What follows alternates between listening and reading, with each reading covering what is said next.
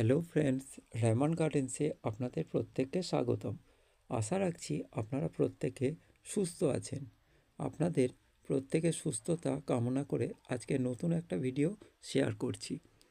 এর আগে আমি আপনাদের ভিয়েতনাম সোগান লঙ্ঘন গাছ দেখিয়েছি এবং সেটা থেকে কিভাবে কলম করতে হয় সেটাও আমি আপনাদের সাথে শেয়ার করছি। এই ভিয়েতনাম সোগান লঙ্ঘন গাছের যে দুটো কলম জোড় কলম আমি করেছিলাম, সেই জোড় কলম দুটির কেমন হয়েছে সেটা আজকে আপনাদের সাথে শেয়ার করব। এটা হচ্ছে প্রথম ভিয়েতনাম সোগান লঙ্ঘন গাছের প্রথম কলমটা, আর এর থেকে আর একটা ছোট কলম আমি করেছি জোড় কলমের মাধ্যমে। কারণ এইটা করার মূল কারণ হচ্ছে যে অনেকে ভয় পায় যে গাছটা মারা যাবে কি না। মারা যাওয়ার কোনো ভয় নেই আপনাদের। আপনারা যদি বিগিনার্স হন বা প্রথমে শুরু করতে চান, কলম করতে চান, তাহলে আপনাদের অবশ্যই বর্ষাকালটাকে বেছে নিতে হবে। এই দেখুন, এটা আমার দ্বিতীয় ভিয়েতনাম সোগান লঙ্ঘন গাছের কলম।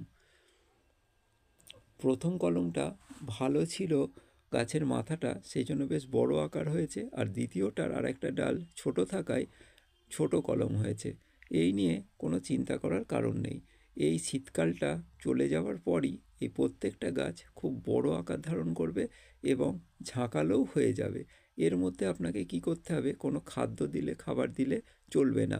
একে এখন একটু স্থির গতিতে বাড়তে দিতে হবে। প্রত্যেকটাই দেখুন পাতা ছাড়ার মতো অবস্থা হয়েছে। যেহেতু 1 মাসের বেশি হয়ে গেছে একে জোড় কলম থেকে কেটেছি, পাতা ছাড়ার মতো নতুন নতুন পাতা বার হওয়ার মতো হয়েছে।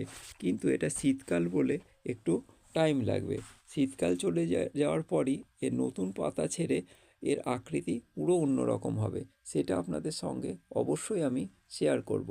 ভিয়েতনাম সোগান একটা উচ্চ ফলনশীল লঙ্ঘন গাছের ভ্যারাইটিস। আপনারা অবশ্যই আপনাদের ছাদ বাগানে এই লঙ্ঘন গাছটাকে ব্যবহার করতে পারেন। এর গ্রোথ খুব বেশি এবং এর ফলনও খুব বেশি।